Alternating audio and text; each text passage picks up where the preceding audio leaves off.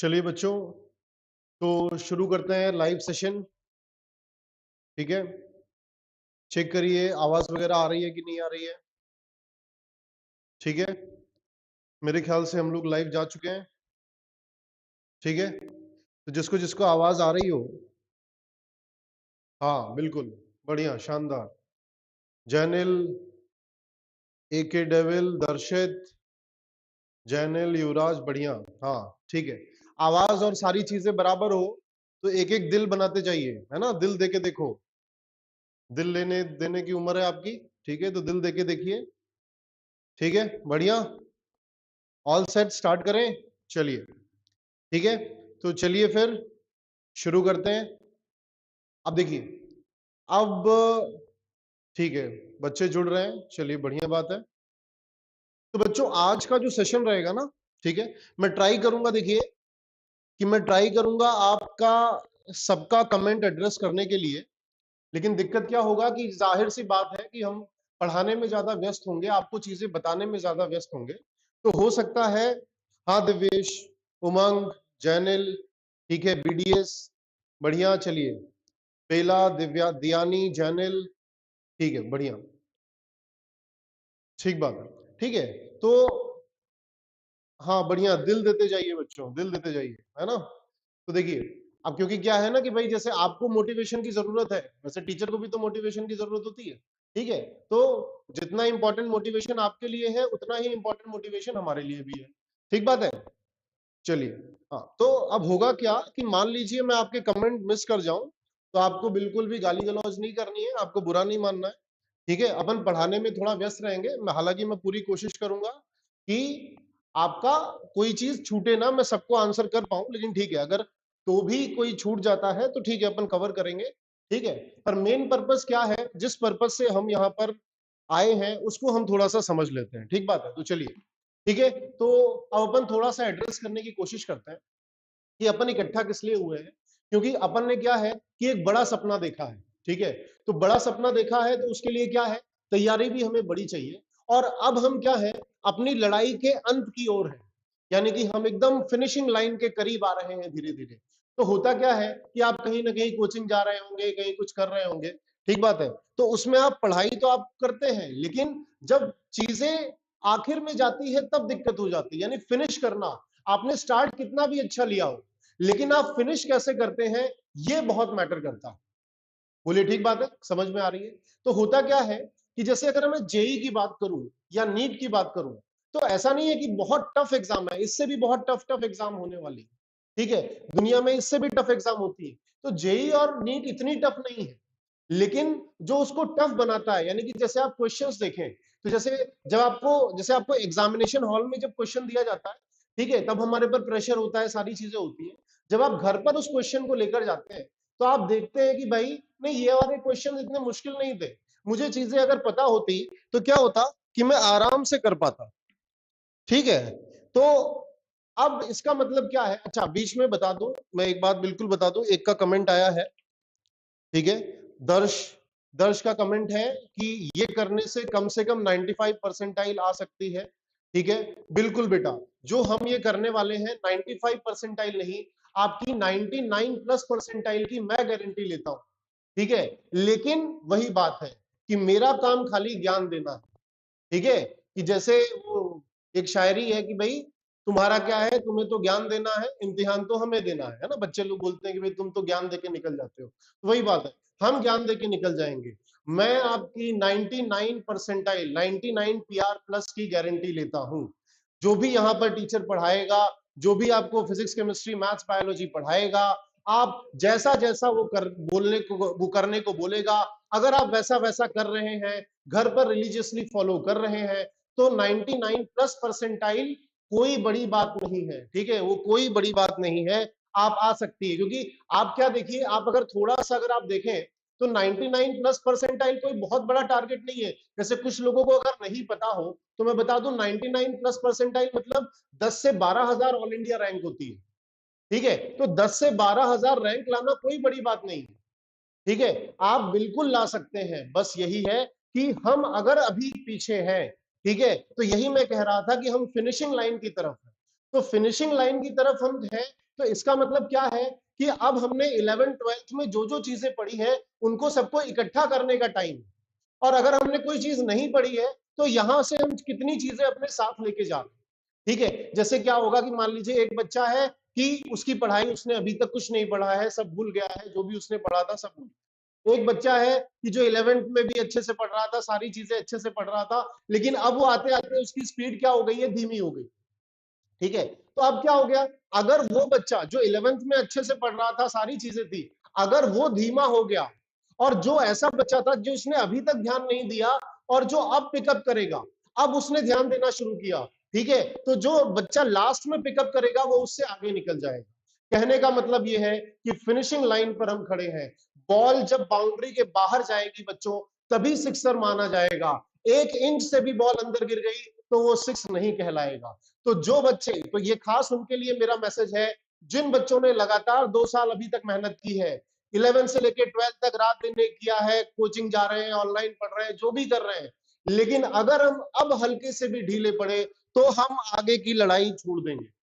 ठीक है, तो ये समय है, आप अपनी गाड़ी को टॉप गियर पर डालिए। ठीक है, तो आज का जो सेशन है, हो सकता है हम उसमें पढ़ाई की बातें कम करें। ठीक है, हम उसमें पढ़ाई की बातें कम करें, मैं आपको कम केमिस्ट्री के कॉन्सेप्ट बता पाऊंगा, मैं आपको कम केमिस्ट्री के सवाल बता पाऊंगा। लेकिन आज का सेशन क्या है कि इस पूरे सेशन में आपके जेई से लेके नीट तक हम क्या करने वाले हैं, हमें कैसे पढ़ाई करनी है, ये आपको बहुत जानना जरूरी है। जैसे कहावत है ना कि मुझे 3 घंटे, अगर मुझे 4 घंटे दिए जा रहे हैं किसी एक पेड़ को काटने के लिए, ठीक है, तो 3 घंटे में उसमें क्या करूंगा, अपना जो औजार होगा, मेरा जो हथियार होगा, जो आरी होगी, मैं 3 घंटा लगाऊंगा कि उस आरी की धार तेज हो। ठीक है, तो जैसे जैसे उस आरी की धार तेज हो जाएगी तो मेरे लिए बहुत आसान हो जाएगा उस पेड़ को काटना। बोलिए ठीक बात है। तो आज तो आज अपन इस चीज से अपन स्टार्ट करते हैं। ठीक बात है। कई लोग लिख रहे हैं कि भाई ज्यादा ज्ञान मत दो, जल्दी स्टार्ट करो। हाँ कर रहे हैं बेटा, चिंता मत करो, सारी चीजें करेंगे। ठीक है, जैसे बोलते हैं ना, आए हैं तो लेके जाएंगे, तो अब आ गए हैं तो सारी चीज करेंगे। ठीक बात है। ठीक है, तो ये जो सेशन है, ठीक है, ये जेई नीट दोनों एस्पिरेंट्स के लिए है। जैसे आप जान रहे थे, अभी तक क्या होता था कि नीट एस्पिरेंट को बोलो थोड़ा सा भी ज्यादा हार्ड क्वेश्चन करा दो तो 2-2 फीट ऊपर उछलने लगता था कि नहीं नहीं नहीं, मुझे हार्ड मत पढ़ाया करो, ये सब तो मेरे एग्जाम में नहीं आता। ठीक है, लेकिन अब पिछले साल के नीट जो एनटीए ने पेपर बनाया है, तो उसने एडवांस के भी पीवाईक्यू लिए हैं। ठीक है, तो जो जेई मेंस के पीवाईक्यू, जितने भी नीट के एस्पिरेंट हैं, उनको जेई मेन का पीवाईक्यू करना ही करना है। अगर आप नीट एस्पिरेंट हैं, नीट 2026 देने जा रहे हैं, ठीक है, तो ये मत सोच लेना कि यहाँ पर वो जेई मेन के पीवाईक्यूज हो रहे हैं या उसके एमसीक्यूज हो रहे हैं। नहीं, अगर आप नीट एस्पिरेंट हैं तो जेई के पीवाईक्यूज आपके लिए जेई वालों से भी ज्यादा जरूरी है। क्यों ज्यादा जरूरी है? क्योंकि भाई जेई वालों में तो जो क्वेश्चन आ गया 2025 में, वो तो 2026 में जेई रिपीट नहीं होगा, उनमें और पहले के क्वेश्चन रिपीट होंगे। लेकिन आपके लिए तो नीट में वो सवाल आ सकते हैं। ठीक है, तो नीट वालों के लिए जितना ये सेशन जेई वालों के लिए जरूरी है, उतना ही और बल्कि उससे ही ज्यादा ये सेशन नीट वालों के लिए भी जरूरी है। बोलिए ठीक बात है। चलिए ठीक है, वॉइस प्रॉब्लम आ रही है? ठीक है, मुझे नहीं लगता, बाकी बच्चे बताएं अगर वॉइस प्रॉब्लम आ रही हो तो। ठीक है, फिर अपन शुरू करते हैं ना। तो चलिए, अब अपन क्या करते हैं, अब अपन बताएंगे, जैसे अभी अपन ने इस सेशन का इंपॉर्टेंस बताया, मोटिवेशन सबसे ज्यादा जरूरी है।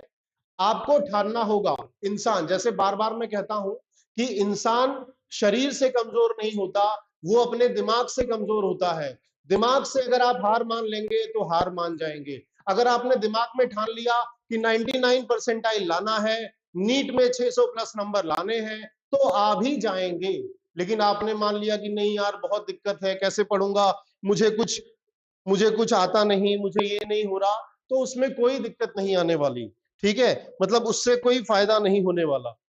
ठीक है, तो चलिए, तो अब देखिए, तो अब अगर अपन बात करें, ठीक है, तो अब सबसे पहले क्या है कि जैसे अभी सबसे पास एग्जाम आपकी जेई मेंस है, तो हमें क्या करना है कि भाई किसी भी एग्जाम की तैयारी कर रहे हैं हम, ठीक है, हम किसी भी एग्जाम की तैयारी कर रहे हैं, तो सबसे पहला कर्तव्य क्या होता है हमारा कि भाई हम ये देखें तो सही कि भाई कैसे कैसे सवाल उसमें आ रहे हैं। ठीक है, उसका क्या क्या अपना उसका क्या स्ट्रक्चर है, कैसे सवाल पूछे जा रहे हैं, ठीक बात है। अच्छा अब आप देखिए, अच्छा इससे पहले क्या है बच्चों, अगर मैं आपको एक बात बताऊं कि ये सेशन आपका कैसे रहने वाला है, जो फ्लो आपका रहेगा, ठीक है, ये सब्जेक्ट टू सब्जेक्ट वेरी करेगा, लेकिन मोर ओवर जो चीजें रहेंगी वो सिमिलर रहेंगी। कैसे रहेंगी मैं आपको बताता हूं कि पहले हमारी कोशिश रहेगी कि हम 11th के जितने भी इंपॉर्टेंट टॉपिक्स हैं, ठीक है, 11th के जितने भी इंपॉर्टेंट टॉपिक्स हैं हम उसको कवर करके चलें, ठीक है, क्योंकि बिना 11th के बिना बेस के हम 12th में कुछ नहीं कर सकते। इस बात से आप, ठीक है, इस बात से आप उस बात से जानिए, ठीक बात है। तो सबसे पहला जो हमारा फ्लो होगा, खास करके केमिस्ट्री में हर टीचर अपनी तरीके से कराएगा, हर टीचर बहुत ज्यादा एलिजिबल है आपको यहां पर खड़े होकर ज्ञान देने के लिए। कोई भी ऐसा टीचर यहां पर इस प्लेटफॉर्म पर नहीं होगा।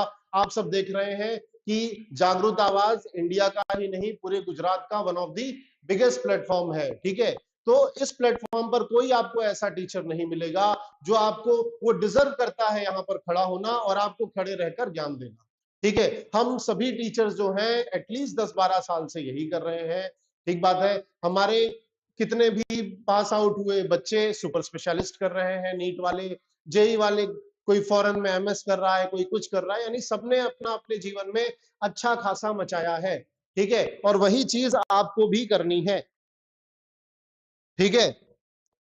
चलिए अब तो हम कैसे स्टार्ट करेंगे, खास करके मैं केमिस्ट्री की बात करूं बच्चों, तो केमिस्ट्री, तो देखिए किसी भी बिल्डिंग के सबसे बेसिक 4 पिलर होते हैं, ठीक है। तो अगर मैं केमिस्ट्री के 4 पिलर की बात करूं, ठीक है, तो सबसे पहला पिलर आता है आप सभी का फेवरेट चैप्टर, जिसे कहते हैं मोल कॉन्सेप्ट, ठीक है। इसे क्या कहते हैं, इसे कहते हैं मोल कॉन्सेप्ट, जिसके नाम से ही बच्चे पसीने छूटते हैं। 11th में हम लोग इतने सालों से पढ़ाते हैं, हमें मोल बोलने में डर लगता है ना, ऐसा लगता है मोल बोल देंगे ऐसा लग रहा है बम फोड़ने जा रहे हैं। मोल नहीं पढ़ाने जा रहे, बम फोड़ने जा रहे हैं, ठीक है। तो स्टार्ट करेंगे मोल कॉन्सेप्ट से, क्योंकि ये सिर्फ एक चैप्टर नहीं है। जेई मेंस के इसमें मान लीजिए 2 से 3 सवाल आ रहे हैं हर साल, नीट में भी, ठीक है। लेकिन आप ये मत सोचिए कि आप अगर मोल कॉन्सेप्ट नहीं करेंगे तो आप सिर्फ 1 से 2 सवाल से वंचित रह जाएंगे, नहीं।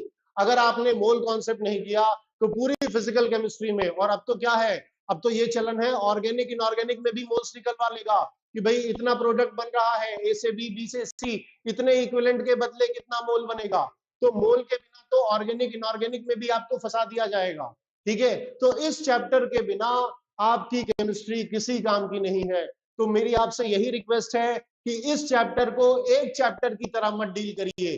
ऐसा मत देखिए कि ये एक चैप्टर है, नहीं बच्चों, ये पूरी केमिस्ट्री आपकी। अगर आपने ये नहीं किया तो हम खत्म हो जाएंगे, ठीक है। तो ये आपका पहला पिलर है, ठीक है। तो पहले हम क्या करेंगे, सारे पिलर आपके कवर करवा देंगे। तो एक बार क्या करेंगे, एक बार हम सारे पिलर कवर कराएंगे, तो उसके बाद क्या होगा कि 11th की जो बेसिक जानकारी है मैंने आपको बता दी, फिर मैं एलिजिबल हो जाऊंगा आपको हर एक टॉपिक पढ़ाने के लिए, ठीक बात है।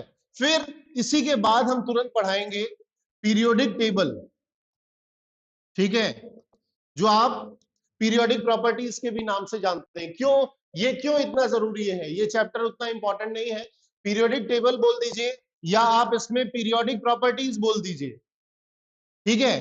तो ये चैप्टर इतना इंपॉर्टेंट इसलिए है कि आपको पता होना चाहिए, कोई भी एलिमेंट बोल रहा हूं मैं तो वो आपके पीरियोडिक टेबल में कहां आ रहा है, राइट में आ रहा है, लेफ्ट में आ रहा है, कौन से पीरियड का एलिमेंट है, कौन से ग्रुप का एलिमेंट है, उसका वैलेंस कॉन्फ़िगरेशन क्या है, उसका एटॉमिक नंबर क्या हो रहा है। बिना इसको पढ़े हम पूरी केमिस्ट्री में फेल हो जाएंगे बच्चों, ठीक बात है। तो देखिए, तो आपका पीरियोडिक प्रॉपर्टीज, और फिर सबसे बड़ा ब्रह्मांड, इधर देखिए, केमिकल बॉन्डिंग, जिसके लिए केमिस्ट्री मशहूर है भाई। हम आप एक दूसरे को बोलते हैं कि भाई तुम्हारी केमिस्ट्री अच्छी है, तुम्हारी केमिस्ट्री अच्छी नहीं है।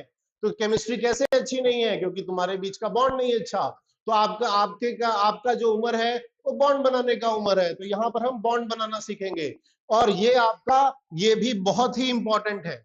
एक्चुअली क्या है, सेकेंड और थर्ड चैप्टर आप एक ही तरह से देखिए, मतलब पीरियोडिक प्रॉपर्टीज और केमिकल बॉन्डिंग को आप अलग अलग ना देखें, आप उसे सिंगल चैप्टर माने। ठीक बात है। फिर जो आपका चौथा पिलर है वो है आपका जीओसी, ठीक है, जिसे गॉड ऑफ केमिस्ट्री भी बताया जाता है। तो होता क्या है बच्चों, आप जैसे अब ये क्या है, ये 11th के टॉपिक है, ठीक है। तो मैं फिर से बोल रहा हूं, ठीक है, जो लोग बार बार कमेंट कर रहे हैं कि स्टार्ट करो, मैं आपसे माफी चाहूंगा, लेकिन ये बताना जरूरी है। देखिए, जीवन में आप कोई भी काम करें, आपका ये उद्देश्य क्लियर होना चाहिए, आप क्या कर रहे हैं, क्यों कर रहे हैं, किस लिए कर रहे हैं। तो अगर मैं डायरेक्ट बताने लगूंगा तो आप में से हो सकता है कोई बच्चा, मैं ये नहीं कह रहा हूं, बाकी जनता आप लोग सभी बहुत स्मार्ट हो आजकल, है ना, लेकिन कोई एक बच्चा ऐसा ना हो कि जिसको रह जाए कि यहां पर आने का क्या उद्देश्य है, हम क्या कर रहे हैं, क्यों कर रहे हैं, किस लिए कर रहे हैं। ठीक है, और ये मत सोचना कि मैं यहाँ आपको केमिस्ट्री पढ़ाने आया हूं, मैं आपको जेई मेंस और नीट कराने आया हूं। आप ये सोचिएगा कि ये पैसे कमाने का आसान तरीका है, आपके करियर का लॉन्च पैड है ये। ठीक है, अगर आपने इसको कर लिया तो जीवन में पैसे पैसे। अच्छा, मैं ये भी नहीं कह रहा हूं कि पैसे आने से जीवन की सारी कठिनाइयां खत्म हो जाएगी, नहीं, बिल्कुल नहीं। जीवन तो कठिन है, वो तो हमेशा ही रहेगा, लेकिन उस कठिनाइयों के लिए आपको क्या मिल जाएगा, आपके पास शॉक एब्जॉर्बर्स आ जाएंगे। जैसे आप गाड़ी खरीदने जाते हैं, बाइक खरीदते हैं, कार खरीदते हैं, उसमें देखते हैं ना शॉक एब्जॉर्बर्स होती है। तो महंगी कारें, सस्ती कारें, उसमें क्या अंतर होता है, शॉक एब्जॉर्बर्स अच्छे लगे होते हैं। तो ये वही आप देखिए, तो यहां पर अगर आपने ध्यान दे दिया तो आपके जीवन में बहुत ही महंगे शॉक एब्जॉर्बर्स आ जाएंगे। तो आगे की जो जीवन की कठिनाइयां हैं आपके लिए बेहद आसान बन जाएगी। ठीक है, तो ये 4 चैप्टर है बच्चों जिनसे हम स्टार्ट करने वाले हैं। ठीक बात है, अगर आपने ये 4 चैप्टर पढ़ ले। अच्छा, अब डायरेक्ट मैं आपको क्या कर सकता हूं कि डायरेक्ट मैं आपको 12th की चीजें नहीं पढ़ा सकता। भाई मैं तो पढ़ा ही सकता हूं, ऐसा नहीं है मुझे। देखिए भाई, टीचर का काम सिर्फ इतना नहीं है कि मैं यहां आया पढ़ा के चला गया। ठीक है, तो ये तो प्रोफेशनल हो गया, जैसे हम लोग भी कॉर्पोरेट टीचर्स हैं, दुनिया के हर कोचिंग्स में पढ़ाए हुए लोग हैं। तो टीचर इस तरह से नहीं कर सकता। मतलब हमारे अंदर हमारा बेसिक काम क्या है, आपके अंदर चिंगारी पैदा करना, कि एक चिंगारी आ जाए। जैसे आज भी हम लोग 11th के बैचेस लेते हैं, 12th के बैचेस लेते हैं, तो हमारा मेन पर्पस ये रहता है कि ठीक है, केमिस्ट्री फिजिक्स तो हम सिखाते ही है, पर मेन उद्देश्य रहता है कि कुछ भी करके कि बच्चे के अंदर जान फूंक दे। क्योंकि एक बार उसके अंदर अगर मोटिवेशन आ गया, फिर उसको आगे बढ़ने से कोई नहीं रोक सकता बच्चों। ठीक बात है, तो ये कोशिश है, ये केमिस्ट्री के 4 पिलर्स हैं। इसी तरह से फिजिक्स, बायो, मैथ्स, इनमें भी सारे टीचर्स आपको गाइड करेंगे कि किस तरह से चीजों को करना है। और अंत में एक चीज और कि भाई, अगर मैं हार मानूंगा, मेरी हार तभी होगी जब मैं हार मान रहा हूं, वरना आपकी हार कभी नहीं होने वाली। ठीक है, तो हार मत मानिएगा, अंत तक लड़िएगा। ठीक बात है, चलिए, तो अंत तक लड़ना है। अब देखिए, अब क्या है, अब जैसे ये है, ये टैली है, ये टैली है, इसमें हर एक चैप्टर है कि जेई मेंस वगैरह में किस तरह से चीजें आई। ठीक बात है, तो ये तो पूरी टैली है, पूरी टैली हम नहीं बताएंगे, जैसे जैसे हमारे चैप्टर्स। अच्छा, और एक और बात कि जो भी आपको ये जो पीडीएफ यहां पर दिख रही है, वो आपको आपके व्हाट्सएप ग्रुप में जो भी माध्यम है, ठीक है, वहां पर आपको सारी चीजें मिल जाएगी, आपको वो हर चीज दी जाएगी जिससे आप एक्सेल कर सकें। ठीक बात है, तो इसमें सारी चीजें हैं। अच्छा, इसको क्या करेंगे हम अभी, क्योंकि अभी अगर सारे चैप्टर डिस्कस करेंगे तो पूरा लेक्चर उसी में चला जाएगा, तो हम क्या करते हैं कि जो चैप्टर स्टार्ट कर रहे हैं, क्योंकि जितना ज्यादा मोटिवेशन होगा उतना ज्यादा। तो देखिए, अगर मैं यहां पर बात करूं कि देखिए एनसीईआरटी इस चैप्टर को क्या कहता है, एनसीईआरटी इस चैप्टर को कहता है some basic concepts of chemistry. देखो, अब क्या होता है कि जैसे कुछ वर्ड होते हैं, जैसे एक शब्द होता है बेसिक, और एक शब्द होता है आप सभी का फेवरेट कलर पिंक। अच्छा देखिए, बेसिक और जनरल, ये दो ऐसे शब्द हैं जो बहुत ही अंडररेटेड है। मतलब हम क्या करते हैं कि हम नॉर्मल भाषा में, अरे ये बेसिक सा है, अरे ये जनरल सी बात है। ठीक बात है, तो पर लेकिन जो बेसिक और जनरल होता है, आप ये मान लीजिए जहां कहीं भी बेसिक या जनरल लिखा है, यानी कि वहां गड़बड़ होने वाली है। अगर आपने वहां पर चूक की वहां पर अगर आप कमजोर पड़े तो आपको दिक्कत होगी। तो कहीं भी बेसिक और जनरल लिखा हो वहां समझ लेना गड़बड़ है। मैं आपको एग्जांपल के साथ बताऊंगा। Some basic concepts of chemistry, 11th में जब नया नया बच्चा आता है सोचता है अच्छा सम बेसिक है, छोटी मोटी बातें होंगी, लेकिन बाद में पता चलता है भैया इसी ने जीवन बर्बाद कर दिया। ठीक है, आपका ऑर्गेनिक शुरू होता है, ऑर्गेनिक शुरू होता है, पहला चैप्टर है जनरल ऑर्गेनिक्स केमिस्ट्री, सामान्य ऑर्गेनिक केमिस्ट्री, क्या ही होगा उसमें, लेकिन जनरल ऑर्गेनिक केमिस्ट्री के बिना पूरा का पूरा ऑर्गेनिक बेकार है। यानी जीओसी क्या है, बच्चा कभी कभी आता है वो बोलता है सर 11th की जीओसी 12th में कहां यूज है। तो जीओसी उस तरह है कि जैसे आपका जो घर बना है, तो जब हमारा घर बन जाता है उसमें इंटीरियर हो जाता है, तो वो जो घर जिन ईंटों से बनी होती है वो ईंट हमें नहीं दिखती, लेकिन क्या उस ईंट के बगैर हमारा घर टिक सकता है क्या, नहीं टिक सकता। तो जीओसी आपके ऑर्गेनिक केमिस्ट्री की वो ईंट है जिसके बदले आपका घर टिका रहेगा। ये सारी बातें मैं इसलिए बोल रहा हूं क्योंकि अगर आप मोटिवेट नहीं होंगे तो चीजें नहीं होंगी, अगर आप मोटिवेट हो गए तो आपके लिए कुछ नहीं है, बहुत आसान सी चीजें हैं। ठीक है, तो चलिए, तो देखिए अब some basic concept of chemistry, अगर आप देखेंगे यहां मॉर्निंग आफ्टरनून करके दिया हुआ है सेशन। ठीक है, तो अगर आप देखेंगे तो ये ऑन एन एवरेज, ठीक है, कभी 0 भी हो रहा है, कभी 2 भी हो रहा है। ठीक है, तो क्योंकि जेई मेन क्या है, जेई मेन अब एक एग्जाम ना बनकर एक टेस्ट सीरीज बन चुकी है। ठीक है, तो उसमें कभी कभार ये दिक्कत होती है कि भाई क्योंकि 25 ही सवाल आने हैं, तो कभी ऐसा होगा कि कोई चैप्टर आप बहुत मेहनत करके गए वो नहीं आ रहा। ठीक है, पर आप मान के चलिए कि 1 से 2 सवाल, 1.5 से 2 सवाल का एवरेज तो बनेगा ही। और मोल कॉन्सेप्ट ऐसा चैप्टर है, आप ये मत सोचिए कि इस चैप्टर से 1 से 2 ही सवाल आ रहे हैं, क्योंकि मोल कॉन्सेप्ट के बिना सीधा सीधा जैसे आप सॉल्यूशन पढ़ते हैं, केमिकल काइनेटिक्स, पूरी physical chemistry, chemical equilibrium, ionic equilibrium, एक भी सवाल आपका नहीं होगा अगर आप मोल कॉन्सेप्ट को छोड़ दें।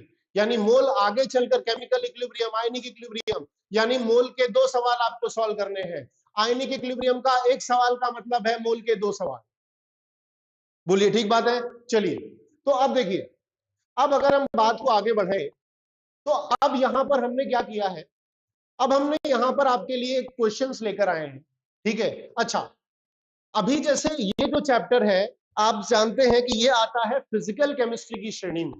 ठीक है, तो ये ऐसे चैप्टर्स है बेटा कि आपको क्या करना है, ये प्रैक्टिस करने वाली चीजें हैं। मतलब अगर आप देखेंगे तो मोल कॉन्सेप्ट में आपने 11th में भी पढ़ा होगा, तो ऐसा कोई बहुत खास चीजें नहीं है। ठीक है, बहुत खास चीजें नहीं है, तो आपको क्या है, प्रैक्टिस करना होगा। तो यहां पर क्या होगा, यहां पर हम क्वेश्चंस डिस्कस करेंगे। ठीक है, तो क्वेश्चन से किस तरह से चीजें आगे बढ़ पाती है हम उसको डिस्कस करेंगे। ठीक बात है, तो क्वेश्चंस के थ्रू कॉन्सेप्ट सीखेंगे और कोशिश यही रहेगी कि आपको क्वेश्चंस ऐसे ज्यादा से ज्यादा क्वेश्चंस कराकर, आपको ज्यादा से ज्यादा वैरायटी कराकर कम से कम समय में ज्यादा से ज्यादा आउटपुट आपसे लेना। यानी कि भाई टीचर का काम क्या है, कोई भी, देखिए टीचर को तो भाई बहुत चीजें पता है, इतने साल से पढ़ा रहा है, जाहिर सी बात है, लेकिन टीचर को कितना पता है वो इंपॉर्टेंट नहीं है, एग्जाम में कितना पूछा जाता है दैट इज वेरी इंपॉर्टेंट। यही रोल आता है एक एक्सपीरियंस टीचर का। ठीक है, जब हम लोग भी नए टीचर थे तो हमें लगता था कि यार बच्चों को ये भी बता दें, वो भी बता दें, ये कर दें, वो कर दें, पर एक्सपीरियंस के साथ हमने सीखा कि भाई अगर आप बच्चों को ज्यादा बताएंगे, आप अपना अपना ज्ञान झाड़ेंगे, तो बच्चा एक एक लाइन आपने एक्स्ट्रा बताई, बच्चा तो उसी में फंस गया। तो यानी कि एक्सपीरियंस टीचर, असली टीचर क्या करता है, कम इनपुट देता है, ज्यादा आउटपुट लेता है। आप सब साइंस के स्टूडेंट हैं, आप एफिशिएंसी का फॉर्मूला जानते हैं कि आउटपुट अपॉन इनपुट, यानी दिए गए इनपुट में आप कितना आउटपुट ले रहे हैं। ठीक है, तो हम सभी का टारगेट यही है कि आपको कम से कम चीजों में ज्यादा से ज्यादा चीजें बताई जाए। बोलिए बात समझ में आ रही है। ठीक है, चलो इसी के साथ अपन श्री गणेशाय नमः करते हैं, और ये रहा आपका पहला सवाल। चलिए, अब देखिए, अब यहां पर क्या है, इन्होंने बोला है कि CHO। ठीक है, तो यहां पर क्या है कि आपके पास कार्बन है। ठीक है, अब इन्होंने बोला है कि आपके पास एक ऐसा कंपाउंड है। ठीक है, और एक और बात, कि इन क्वेश्चंस में क्या रहेंगे, कैलकुलेशंस रहेंगे, जाहिर सी बात है, ठीक है। तो आपको कॉन्सेप्ट बताकर कैलकुलेशन आप देख सकते हैं, ठीक है। पर आपको, मेरा काम क्या है, आप लोग यहां क्यों आए हैं, आप कॉन्सेप्ट सीखने के लिए आए हैं। आपको यह सीखना है कि कैसे मास्टर सॉल्व कर रहा है, और कोशिश ये करनी है कि पॉज करके, आप अगर मान लीजिए बाद में भी देख रहे हैं, एक बार वीडियो पॉज करो, नोटबुक पेन लेकर देखो। जितना ज्यादा डिसिप्लिन फॉलो करोगे उतना आसान रहेगा आपके लिए चीजें, ठीक है। चलिए, इससे ज्यादा टाइम मैं नहीं लेता। अब देखिए, इसमें क्या बोल रखा है कि एक ऑर्गेनिक कंपाउंड है जो कार्बन, हाइड्रोजन, ऑक्सीजन से बना हुआ है, ठीक है।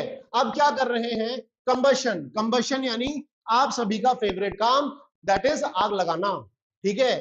तो अब आग लगाओगे, हाइड्रोकार्बन यानी कंबशन करोगे इस प्रोडक्ट का, तो आपको क्या मिलेगा, CO2 और H2O। अब देखिए ये कितना है, ये है आपका 0.210 ग्राम, ठीक है। अब ये बोल रखा है जो वाटर है, वाटर है आपका 0.127 ग्राम। बोलिए, ठीक बात है।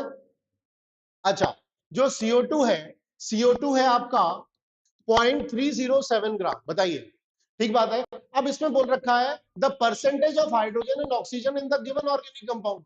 अच्छा, अब ऑक्सीजन और हाइड्रोजन का आपसे परसेंटेज पूछ रहा है।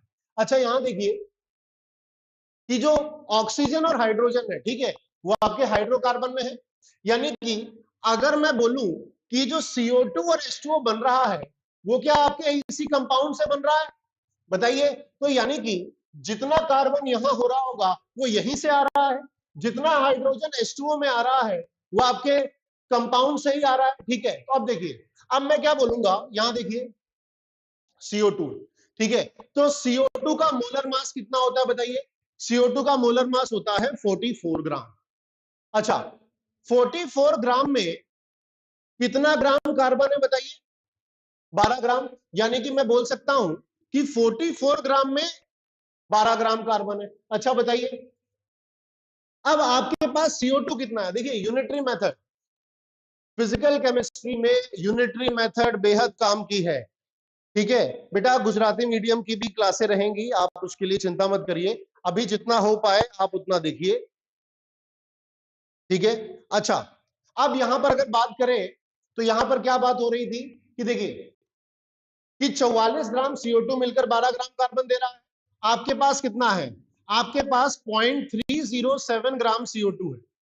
तो अब क्योंकि भाई हमें परसेंटेज ऑफ कार्बन निकालना है, ठीक है, तो मैं बोल रहा था केमिस्ट्री में यूनिटरी मेथड। तो यूनिटरी मेथड क्या होती है, बड़ी सरल सी होती है। अगर मैंने आपसे पूछा कि भाई 10 आम 100 रुपए के, तो एक आम कितने रुपए का है ना, देखिए यहां पर मैंने लिखा 10 आम 100 रुपए के, तो एक आम कितने रुपए का। अच्छा, ये मैं लिख रहा हूं पर किसी को लिखने की जरूरत नहीं है, बचपन से हमें ऐसा ट्रेन किया गया है, हमारे घर वालों ने इतना हमें सब्जी फ्रूट लाने भेजा है, इतना किराने की दुकान भेजी है कि अपन को पहले से ये पता है इसका सॉल्व किए बिना आंसर है, ठीक है। हमें पता है कि एक आम 10 रुपए का है। लेकिन यही चीज अगर मैं आपको केमिस्ट्री में पूछ लूंगा कि बताओ 44 ग्राम में अगर 12 ग्राम कार्बन है, 44 ग्राम CO2 में 12 ग्राम कार्बन है, तो 0.307 ग्राम CO2 में कितना कार्बन होगा, तो आप लोग भड़क जाओगे कि यार ये क्या बदतमीजी है, बताओ, ये तो मुझे नहीं पता, ठीक है। तो अब देखिए, अब क्या करना पड़ेगा कि 44 ग्राम CO2 में 12 ग्राम कार्बन है, तो क्या करते हैं, क्रॉस मल्टीप्लाई। देखिए यहां पर क्या किया, क्रॉस मल्टीप्लाई। तो क्रॉस मल्टीप्लाई कैसे किया कि 100 इंटू 1/10, तो आंसर आया 10। ये मैं क्यों कर रहा हूं, क्योंकि यहां पर भी यही करना है, पूरी केमिस्ट्री में हमें यही करना है। तो पूरी केमिस्ट्री में हम कैसे करेंगे, देखिए 12 इंटू 0.307 डिवाइडेड बाई 44, ये क्या आ गया साहब, बताइए, मास ऑफ कार्बन आ गया, ठीक है। तो मास ऑफ कार्बन आ गया। अब आपसे क्या पूछा है, आपसे पूछा है परसेंटेज ऑफ। अच्छा, तो आपसे हाइड्रोजन और ऑक्सीजन पूछा है, इसी तरह से हाइड्रोजन और ऑक्सीजन का भी निकाल लो। तो देखो, हाइड्रोजन की बात करूं तो हाइड्रोजन क्या है कि 18 ग्राम H2O में, 18 ग्राम H2O में क्या 2 ग्राम हाइड्रोजन है, बताइए, ठीक है। तो अब मेरे पास कितना है, 0.127, तो 0.127 ग्राम H2O में बताइए कितना ग्राम हाइड्रोजन होगा, ये लो क्रॉस मल्टीप्लाई करो। तो क्रॉस मल्टीप्लाई करेंगे तो मास ऑफ हाइड्रोजन आएगा 2 इंटू 0.127 डिवाइडेड बाई 18। अच्छा, अब परसेंटेज निकालना है, ठीक है, तो बताइए परसेंटेज निकालना तो बहुत आसान है, कैसे निकालते हैं परसेंटेज? तो परसेंटेज कैसे निकाल दिया, तो देखिए हाइड्रोजन का परसेंटेज क्या निकालेंगे, मास ऑफ हाइड्रोजन जो आपका आ चुका है। देखिए परसेंटेज किस में से देखते हैं, टोटल में से, ठीक है, तो इसी तरह से हम क्या करेंगे, डिवाइडेड बाय टोटल देखेंगे। तो शुरुआत में आपने कितना ग्राम कंपाउंड लिया था, 0.210, ठीक है, तो डिवाइडेड बाई 0.210 इंटू 100। फिर से मैं बोल रहा हूं कि कैलकुलेशन यहां पर आप देख लीजिए, क्योंकि हमारे पास क्या है, टाइम लिमिट छोटा सा है, छोटे में हमें क्या करना है, टाइम लिमिट आपको देखना पड़ेगा, ठीक है। तो परसेंटेज ऑफ हाइड्रोजन, तो देखिए मास ऑफ हाइड्रोजन आपके पास कहां आ गया, मास ऑफ हाइड्रोजन आपके पास यहां से आ गया, बोलिए ठीक बात है। अच्छा, अब इसी तरह से आप ऑक्सीजन भी देख सकते हैं, तो यहां देखिए, तो अब देखिए मैंने क्या किया, ऑक्सीजन कैसे देखेंगे, आपने कार्बन का मास निकाला, आपने हाइड्रोजन का मास निकाल लिया, ठीक है, टोटल मास कितना है, टोटल मास है आपके पास 0.210, ठीक है, तो यहां देखिए, तो यानी कि मास ऑफ ऑक्सीजन, क्योंकि ऑक्सीजन दो जगह था, कंफ्यूजन होता तो हम इससे कर लेते हैं, यानी क्या कर सकते हैं कि मास ऑफ आपका कंपाउंड है, ठीक है, उसमें से अगर मैं कार्बन का मास हटा दूं, हाइड्रोजन का मास हटा दूं, तो मुझे क्या मिल जाएगा, मास ऑफ ऑक्सीजन मिल जाएगा। जैसे ही मास ऑफ ऑक्सीजन मिलेगा तो परसेंटेज ऑफ ऑक्सीजन कैसा होगा, mass of oxygen divided by total mass, तो टोटल मास कितना था, 0.210 इंटू 100, ठीक है, तो यहां से आपके पास क्या आ जाएगा, परसेंटेज ऑफ ऑक्सीजन आ जाएगा, यहां से आपके पास परसेंटेज ऑफ हाइड्रोजन आ जाएगा, ठीक है बच्चों। तो ये सवाल एक अच्छा सवाल है, ठीक सवाल है, यानी कि हमारी ओपनिंग में ही हमें अच्छा सवाल मिल गया, ठीक बात है। तो यही बात है, अगर हमारी ओपनिंग अच्छी है, अगर हमने शुरुआत में ही हार्ड सवाल देख लिए, तो हम आगे चलकर और अच्छा कर पाएंगे, ठीक बात है। चलिए नेक्स्ट आगे बढ़ते हैं। अच्छा अब देखिए, अब जैसे मैंने बोला मास ऑफ मैग्नीशियम रिक्वायर्ड, अच्छा अब यहां देखिए, अब मोल कॉन्सेप्ट में एक और दिक्कत आती है बच्चों, कि मोल कॉन्सेप्ट क्या है, रिएक्शन बेस्ड होता है, ठीक है, यानी कि आपको क्या करना है, आपको रिएक्शन लिखना आना चाहिए। तो अगर मैं रिएक्शन की बात करूं, तो इसमें आपको डरना नहीं है कि रिएक्शन कैसे करना है, आपको धीरे धीरे आ जाएगा। जितने भी इंपॉर्टेंट रिएक्शन है आपको क्या करना है, याद करने की कोशिश करनी है, ठीक है। तो याद करने की कोशिश कैसे करनी है, यहां देखिए, अब क्या क्या पूछा हुआ है, magnesium required to produce 220 ml of hydrogen gas as STP with देखिए, तो मैग्नीशियम को आपने HCl से रिएक्ट किया, पता चल गया है एक्सेस ऑफ डाइल्यूट HCl लिया है।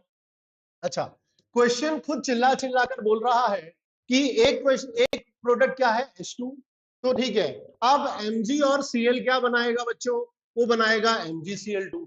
अच्छा यहां देखिए, बैलेंस करना क्या है, बैलेंस करना इसको बहुत आसान है, ठीक है। अच्छा आप चाहें तो आंसर भी बता सकते हैं, लेकिन भाई गूगल करके मत बताइएगा, ठीक है, आप वीडियो को पॉज करें, आंसर बताएं, बढ़िया है, ठीक है। बेटा गुजराती वाली भी चीज आएगी, आप चिंता मत करिए, सारी चीजें रहेंगी, आप सवाल देखिए, आपको सारी चीज आपको बताई जाएगी, है ना, गुजराती वाली चीज भी रहेगी, आप उसको देखिए, सभी चीज आपको केटर होगी, आपको समझना है, आप 11th 12th पढ़ रहे हैं, आप हिंदी मूवी देखते हैं, ठीक है, मैं ये नहीं कह रहा हूँ, गुजराती वाली भी चीजें रहेंगी, इसी चैनल पर आएंगी, लेकिन आप थोड़ा पेशेंटली इसमें देखिए, अगर आपको सीखने की कोशिश करेंगे तो इसमें भी आपको सीखने को मिलेगा, है ना, ऐसा कुछ नहीं। अच्छा अब देखिए, अब इसमें क्या है कि इसमें एक बहुत इंपॉर्टेंट कॉन्सेप्ट होता है, जो होता है मोल मोल एनालिसिस, इधर देखिए, तो एक इंपॉर्टेंट कॉन्सेप्ट अपन सिखाते हैं, ठीक है। अब ये कॉन्सेप्ट क्या है बच्चों, ये कॉन्सेप्ट बहुत इंपॉर्टेंट है, यहां देखिए, ये कॉन्सेप्ट क्या है, मोल मोल एनालिसिस। जितने भी स्टोइकियोमेट्री के सवाल हैं सारे इससे निपट जाएंगे, कंडीशन यही है कि आपको बैलेंस्ड इक्वेशन पता होनी चाहिए, अगर आपको बैलेंस्ड इक्वेशन पता है तो मोल मोल एनालिसिस से सब निपट जाएगा। तो देखो ठीक है, ए, अब देखिए, अब मैं क्या कर रहा हूं, यहां पर मान लीजिए मैंने एक बैलेंस इक्वेशन लिखी, ठीक है, अब यहां देखिए मैं क्या कर रहा हूं, moles of A divide by A is equals to moles of B divide by B, is equals to moles of C divide by C is equals to moles of D divide by. बोलिए ठीक बात है। अच्छा, ये हमने यहां पर देख लिया है। अब यहां पर देखिए क्या चीज हो सकती है। तो आपको बस ये ध्यान रखना है, होता क्या है। अब देखिए, हमेशा क्वेश्चन में, अगर आपको क्वेश्चन में आंसर बताना है तो जाहिर सी बात है आपको दो चीजें पूछी जाएगी। मतलब एक के बारे में, एक गिवन डेटा होगा, एक रिक्वायर्ड डेटा होगा। तो इसमें से क्या करना है, आपको दो सेट उठाने हैं। तो जाहिर सी बात है, एक गिवन डेटा होगा, एक रिक्वायर्ड डेटा होगा। हाँ, बस ये ध्यान रखना कि मोल में हमें क्या करना पड़ता है, लिमिटिंग रिएजेंट और एक्सेस रिएजेंट ध्यान रखना पड़ता है। धीरे धीरे हम बात करेंगे। लिमिटिंग रिएजेंट क्या होता है, आपका वो रिएजेंट होता है जो सबसे पहले खत्म हो जाए, यानी धोखेबाज। कि भाई दो लोग मिलकर रिएक्शन करने वाले थे, दो लोग मिलकर प्रोडक्ट बनाने वाले थे, ए और बी मिलकर प्रोडक्ट बनाने वाले थे, उसमें से एक निपट गया। ठीक है, देखिए मैं यहां पर वही आपको समझाऊंगा, वही कॉन्सेप्ट दूंगा जो बहुत ज्यादा जरूरी है, वरना मैं आपको सवाल नहीं, आपको सवाल ही करवाऊंगा। आपका समय बहुत कीमती है, ये मुझे पता है। ठीक बात है। अच्छा, अब यहां देखिए, ए प्लस बी गिव सी। ठीक है, ए प्लस बी गिव सी क्या है कि अगर मान लीजिए बी आपका लिमिटिंग रिएजेंट हो गया, ठीक है, अगर बी खत्म हो गया तो बताइए, एक भले ही कितना भी प्रेजेंट है, 1,00,000 मोल है, 1 करोड़ मोल है, भाई दो लोगों के मिलने से सी बन रहा है ना, इनमें से एक भी खत्म हो गया तो निपट जाएगा। बताइए ठीक बात है। तो बस ये आप ध्यान में रखिए, जैसे जैसे हम क्वेश्चन सॉल्व करेंगे मैं आपको बताता जाऊंगा इसको यूज कैसे करना है। अब देखिए, अब मैं क्या कह रहा था कि आपको यह ध्यान रखना होगा कि इक्वेशन बैलेंस्ड हो जाए, है ना, वो धीरे धीरे आपको पता चलेगा। तो इक्वेशन हमने बैलेंस कर दी, बहुत आसान सी है। ठीक है, अब इसने ये बोला है कि मुझे 220 ml हाइड्रोजन गैस मिल रहा है एसटीपी पर।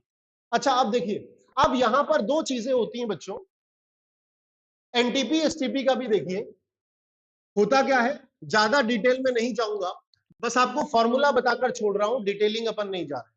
अब होता क्या है कि पहले जैसे जो इंडियन ऑथर्स होते हैं, ठीक है, तो इंडियन ऑथर्स, ठीक है, किसी की अपन बुराई नहीं कर रहे, अपन भी भारतीय हैं, ठीक है, वो भी गर्व से भारतीय हैं, लेकिन हाँ, अपन लोगों में भी देसीपन होता है, कुछ गड़बड़ होती है, अपन का एटीट्यूड होता है, ठीक है भाई, चलता है, जाने दो, है ना।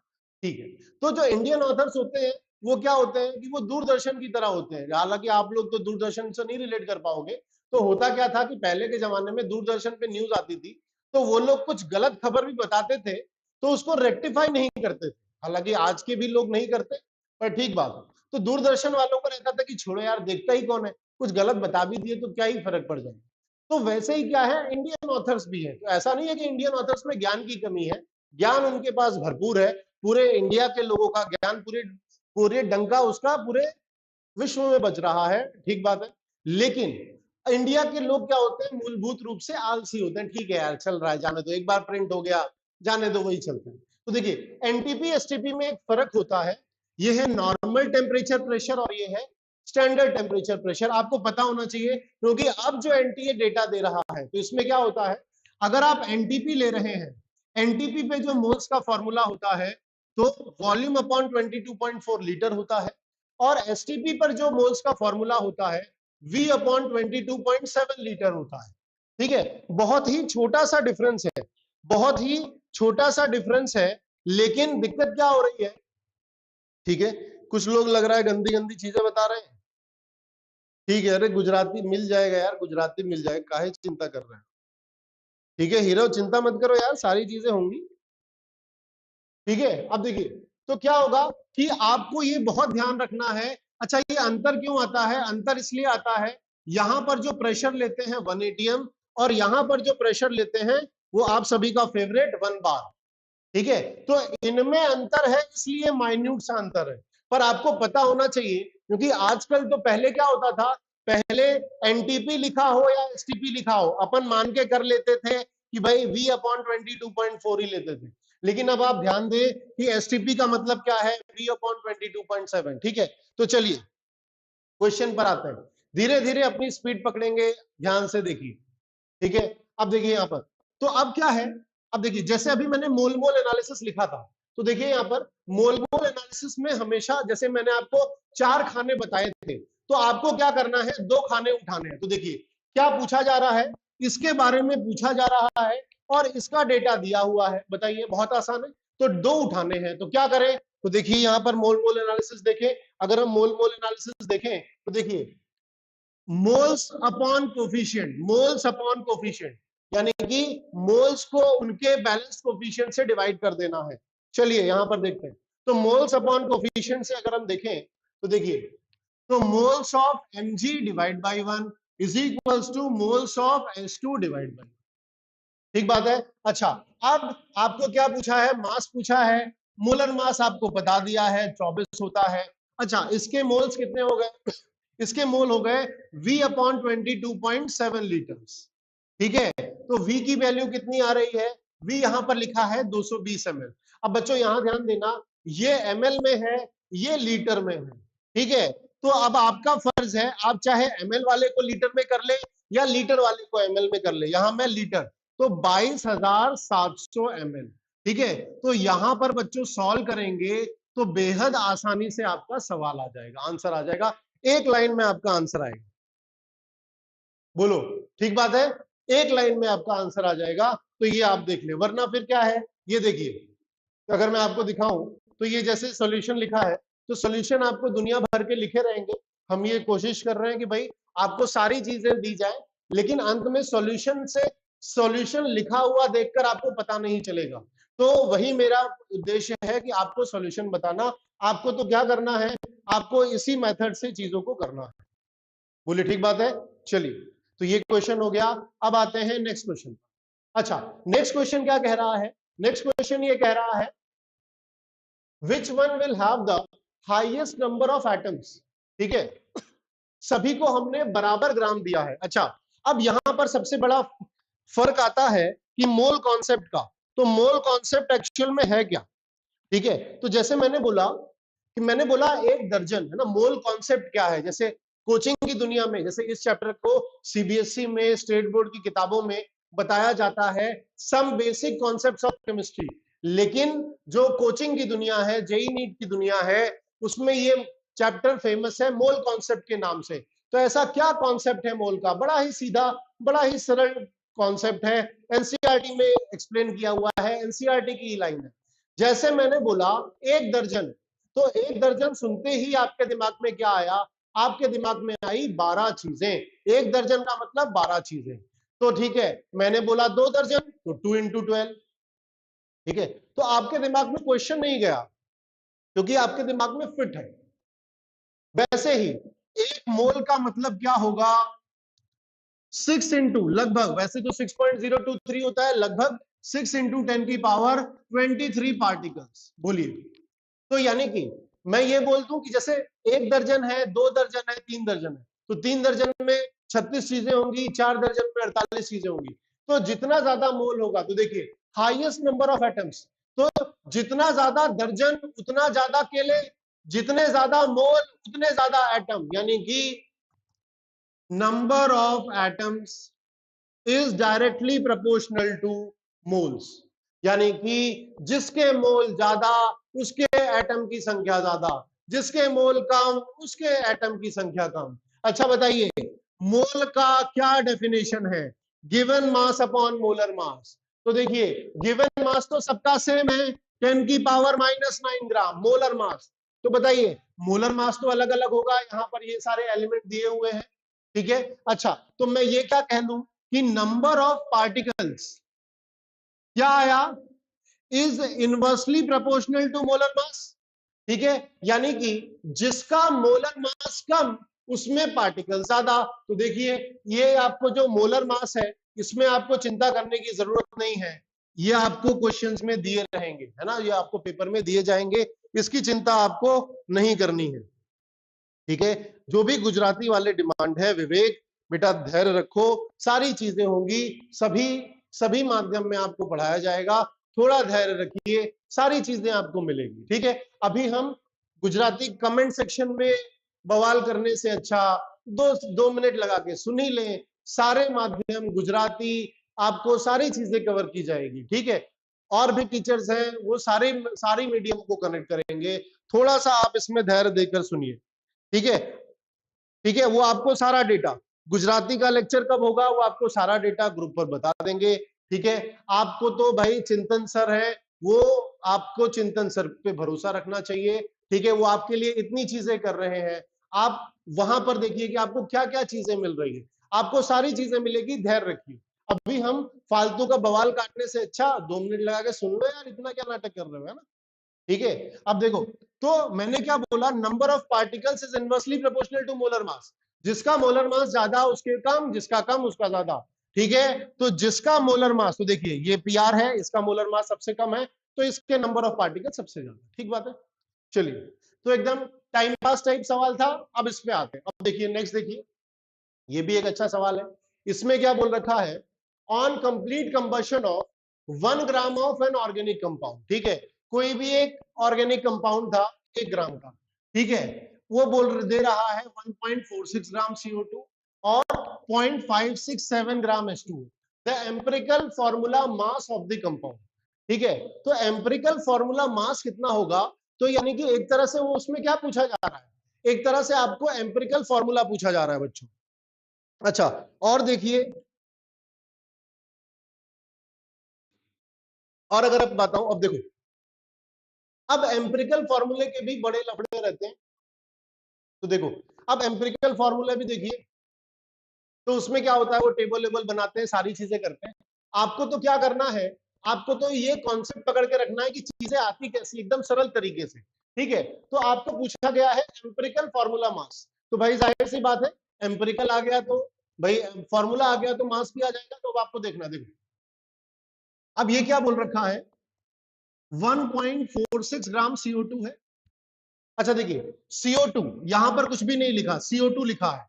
बताइए CO2 को मैं कैसे पढ़ूंगा, CO2 को मैं पढ़ूंगा कि 1 मोल CO2 में, यहां कुछ नहीं लिखा तो एक लिखा है, 1 मोल CO2 में 1 मोल कार्बन होगा और 2 मोल CO2 होगा, ठीक है। यानी कि जितना मोल CO2 उतना मोल कार्बन, ठीक है। तो देखिए, किसी भी कंपाउंड का एम्पिरिकल फॉर्मूला बताना है, यानी कि वो कंपाउंड जिन जिन एटम से मिलकर बन रहा है उनका क्या करना है, उनके मोल्स का रेशियो। देखिए यहां पर मैंने लिखा AXBY, देखिए CO2 में देखिए कार्बन के 1 मोल है और ऑक्सीजन के 2 मोल है। H2O में देखिए हाइड्रोजन का 2 है, ऑक्सीजन का 1 है। मैंने कोई भी कंपाउंड लिखा AXBY, यानी कि A का X है, B का Y है। बताइए ठीक बात है। तो यानी कि आप क्या कर रहे हैं, यानी कि कोई भी एम्पिरिकल फॉर्मूला लिखना है, आपको कोई भी टेबल लेवल बनाने की जरूरत नहीं पड़ेगी। आप सीधा सा कॉन्सेप्ट को पकड़िए, कान को कस के घुमाइए। तो क्या करना है, कभी भी आपको एम्पिरिकल फॉर्मूला पूछा जाए, आपको वो कंपाउंड जिन जिन एटम से मिलकर बन रहा है उनके मोल्स का सिंपलेस्ट रेशियो लिख लीजिए। सिंपलेस्ट रेशियो का मतलब कोई कॉमन निकल रहा है, कट पिट के काट पीट दो, ठीक बात है। तो चलिए, तो यानी कि मेरा, जाहिर सी बात है, मेरे कंपाउंड में क्या क्या होगा, कार्बन होगा, हाइड्रोजन होगा, ऑक्सीजन होगा, ठीक है। तो यानी कि एक्स वाई और जेड, एक्स वाई और जेड की वैल्यू मुझे बतानी है, यानी कि मुझे कार्बन का मोल्स बताना है, हाइड्रोजन के मोल्स बताने हैं, ऑक्सीजन का मोल्स बताना है, और इनका मुझे सिंपलेस्ट रेशियो लेना है, यानी कि moles of carbon ratio, moles of hydrogen ratio, moles of oxygen. बोलिए, अब देखिए, अच्छा मोल्स ऑफ कार्बन क्या करें, तो बताइए, अभी अभी हमने बोला 1 मोल CO2 में 1 मोल कार्बन है, यानी जितना मोल CO2 उतना मोल कार्बन। बताइए, तो यानी कि मैं ये कह सकता हूं कि moles of CO2 is equal to moles of carbon. तो बताइए मोल्स ऑफ CO2 कितना है, given mass upon molar mass. बोलिए ठीक बात है। अच्छा, नेक्स्ट देखते हैं, नेक्स्ट क्या है, नेक्स्ट है आपका मोल्स ऑफ हाइड्रोजन।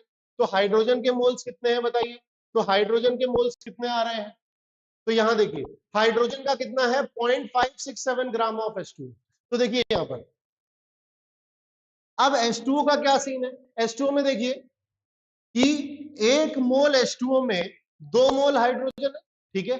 तो यानी कि जितना मोल हाइड्रोजन H2O होगा उसका 2 गुना हाइड्रोजन होगा, यानी कि यहां पर मैं क्या कह सकता हूं, moles of hydrogen is 2 into moles of H2O। बताइए, तो यानी कि यहां पर क्या लिखा, 2 इंटू मोल्स ऑफ H2O।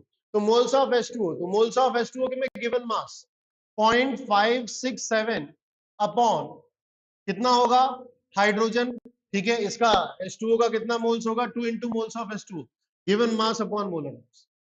बोलिए ठीक बात है, रेशियो, ठीक है। अब किसका है ऑक्सीजन का। अच्छा, अब ऑक्सीजन में देखिए, अब ऑक्सीजन के पास हमारे पास चीजें नहीं है। अब 1 ग्राम कंपाउंड है, ठीक है, तो 1 ग्राम कंपाउंड में अपने पास क्या आ गया, कार्बन का मास आ गया, ठीक है। अब अपने पास क्या आ गया, हाइड्रोजन का मास आ गया, निकाल सकते हैं ना। तो यानी कि ऑक्सीजन का मास क्या होगा कि मास ऑफ कंपाउंड है ना, कि जो आपका CXHYOZ था, इसमें से क्या करें, आप कार्बन का मास माइनस कर दें और आप हाइड्रोजन का मास माइनस, ठीक है। कैसे करेंगे, बहुत आसान है, ठीक है। तो यहां देखिए, अच्छा अब देखिए मोल्स ऑफ कार्बन आया, तो मोल्स ऑफ कार्बन आपके पास कितना आया, देखिए 1.46 अपॉन 44।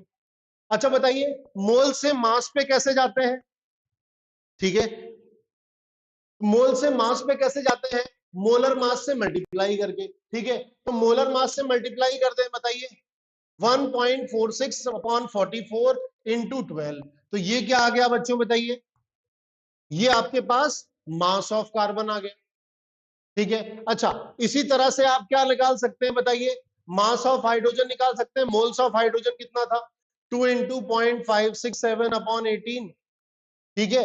अब इसके मोल्स कितने हो रहे हैं बताइए, इंटू 2, ठीक है, तो यानी सॉरी इंटू 1, ये तो हाइड्रोजन का है।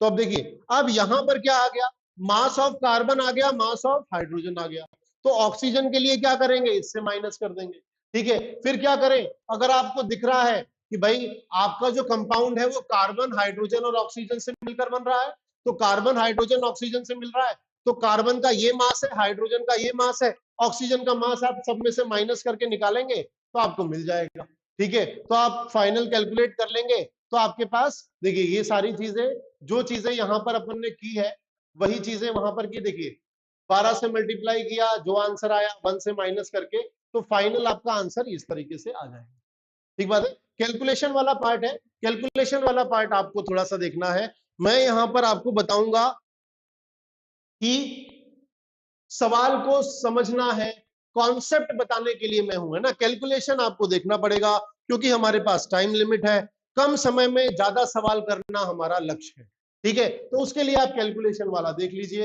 ठीक है, जहां जहां मेरे लिए पॉसिबल है मैं आपको बताता जाऊंगा। अच्छा अब देखिए, अब यहां पर भी वही चीज है कि consider the above reaction, what mass of CaCl2 will be form from this HCl reacts with 1000 gram of CaCO3। अब देखिए, अब ये सवाल बहुत ही अच्छा सवाल है, क्यों अच्छा सवाल है, क्योंकि इसने हमें गिवन डेटा दे दिया है, ठीक है।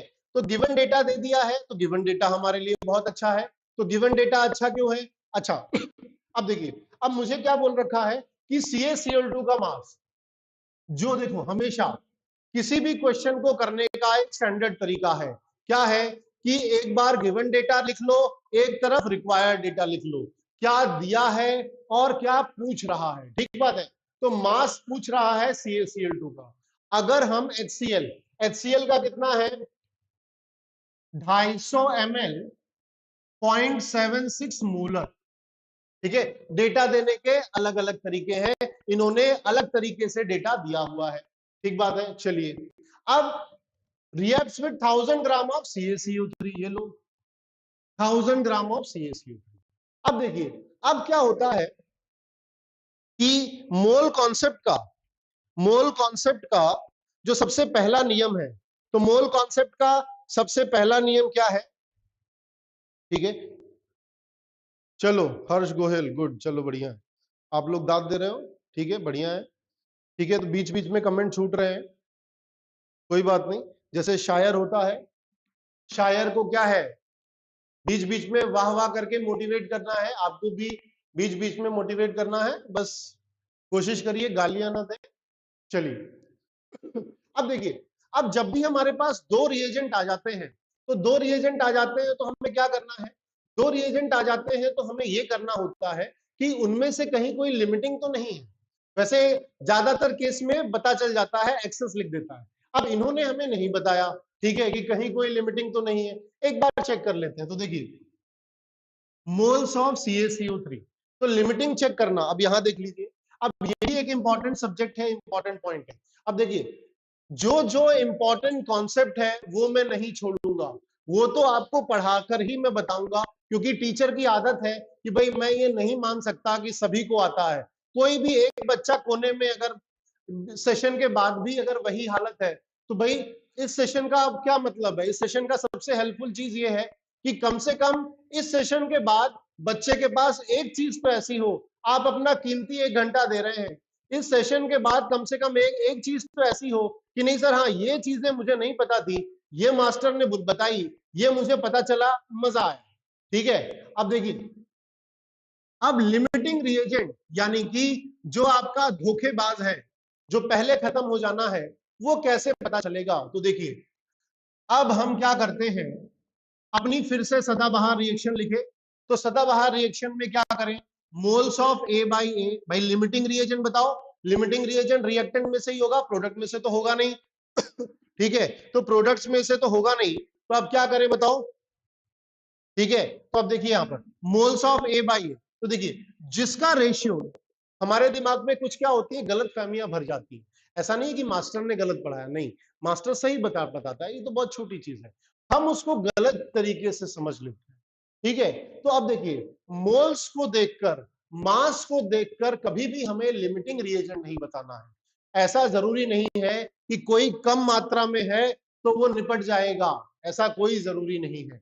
तो moles of A divide by A, moles of B divide by B. अगर इसका रेशियो कम आया, यानी कि LR आपका क्या हो गया, A हो गया। ठीक है, अच्छा उल्टा भी हो सकता है, moles of A by A is equals to greater than moles of B by B. बोलिए, अगर ये आया तो LR आपका B है। मैथमेटिक्स है भैया, कुछ भी हो सकता है, साइंस है। ठीक है, अगर मान लीजिए ये दोनों रेशियो सेम आ गए, तो ये दोनों रेशियो सेम आ गए हैं, यानी कि कोई भी धोखेबाज नहीं है। भाई हर कोई धोखा नहीं देना चाहता, वो तो मजबूरियां हो जाती है इंसान की, है कि नहीं? ठीक है, यानी कि अगर ये रेशियो आ जाता है, कोई भी आपका धोखेबाज नहीं है, कोई भी LR नहीं होगा। इसका मतलब क्या है, LR नहीं होगा, इसका मतलब ये है कि पूरा का पूरा रिएक्टेंट प्रोडक्ट में बदलेगा, क्योंकि हमें पता है अगर रिएक्टेंट मतलब कोई LR है, इसका मतलब क्या होता है कि रिएजेंट खत्म हो गया, ठीक है, रिएक्शन बंद हो गई। लेकिन इसका मतलब ये होगा थर्ड केस का कि all reactants are completely consumed. ठीक है, एक और चीज कि बच्चे पढ़ते बहुत कुछ है लेकिन उन्हें पता नहीं चलता, कि बच्चे आते हैं बोलते हैं सर हम पढ़ रहे हैं पर नंबर नहीं आ रहे। ठीक है, तो पढ़ रहे हैं, नंबर क्यों नहीं आ रहे? सीधा सीधा मतलब है, इसलिए नहीं आ रहे क्योंकि आपने चीजों को ऊपर ऊपर से पढ़ा है, आपने चीजों को मतलब ही नहीं समझा। आपने ये तीनों केस रेड तो लिए हैं, पर तीनों केस का मतलब नहीं पता। ज्यादातर ये होता है, ये वाले केस में 60 से 70% जनता एकदम बत्ती गुल हो जाती है, उनको पता ही नहीं चलता। ठीक है, तो यानी कि ऐसे हम LR डिसाइड करेंगे और LR के हिसाब से ही हमारी सारी कैलकुलेशंस होंगी। बताइए, ठीक बात है? चलिए अब हम वापस चलते हैं। तो देखिए, तो अब क्या करें, तो अब आप देखिए आपको क्या दिया हुआ है, CaCl2 आपसे पूछा हुआ है। ठीक है, तो सबसे पहले हम LR निकालते हैं, मोल्स ऑफ CaCO3 बाई 1 और मोल्स ऑफ HCl बाई 2। ठीक है, तो LR से हमें क्या पता चल जाएगा, LR से हमें ये पता चल जाएगा कि, ठीक है, तो यहां देखो, तो मोल्स ऑफ CaCO3, तो मोल्स ऑफ CaCO3 कितना है, given mass upon molar mass. ठीक है, इसका मोलर मास कितना होता है, इसका मोलर मास होता है 100 CaCO3। ठीक है, मोल्स ऑफ HCl, अच्छा अब देखिए मोल्स ऑफ HCl में क्या दिया हुआ है, मोल्स ऑफ HCl में आपको यहां पर मास नहीं दिया हुआ है, मोलारिटी और वॉल्यूम दी गई है। ठीक है, तो मोलारिटी और वॉल्यूम यानी 0.76। तो बताइए, अगर आपको मोलारिटी और वॉल्यूम दी गई है तो मोल्स का फॉर्मूला क्या होता है, मोल्स का फॉर्मूला होता है, मोलारिटी होती है मोल्स अपॉन वॉल्यूम इन लीटर्स। तो बताइए मोल्स का फॉर्मूला क्या हो गया, मोलारिटी इंटू वॉल्यूम इन लीटर्स। ठीक है, तो मोलारिटी इंटू वॉल्यूम, तो मोलारिटी 0.76 थी और ये 250 है, तो मैं इसे क्या करूंगा, मैं इसको 0.25 कर लूंगा।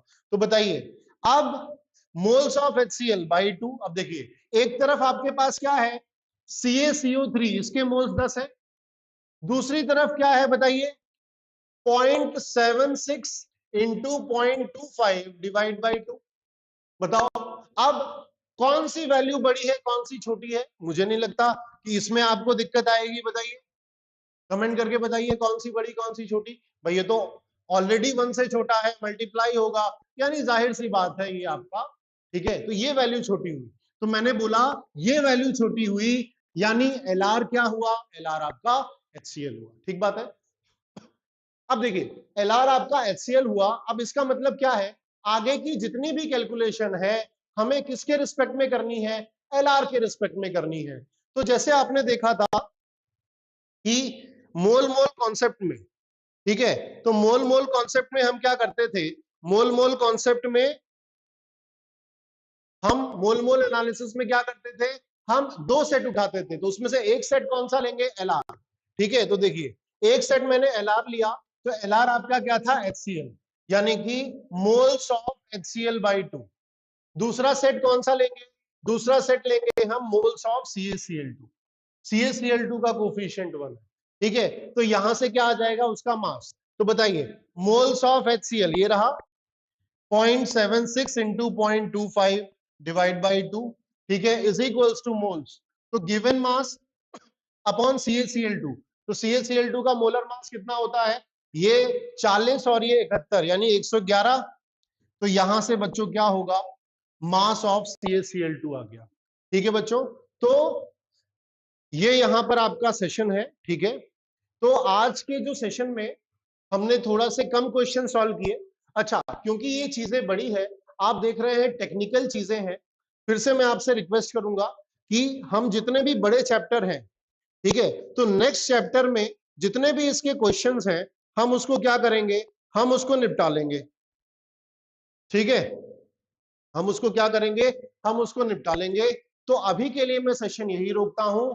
ज्यादातर जो भी खास करके फिजिकल केमिस्ट्री के सेशंस हैं, अपन कोशिश करेंगे कि उसके 2 से 3 अपन पार्ट में निपटाएं, क्योंकि वही बात है कि जल्दबाजी नहीं है। मैं तो भाई, हम लोग तो क्रैश कोर्स भी पढ़ाते हैं, 1 महीने में पूरा सब्जेक्ट पढ़ा देते हैं 11th-12th, लेकिन मतलब ये नहीं है, जितना पढ़ाएंगे दमखम के साथ पढ़ाएंगे, जितने भी इंपॉर्टेंट सब्जेक्ट्स होंगे उसमें हमें एकदम ध्यान से देखना है।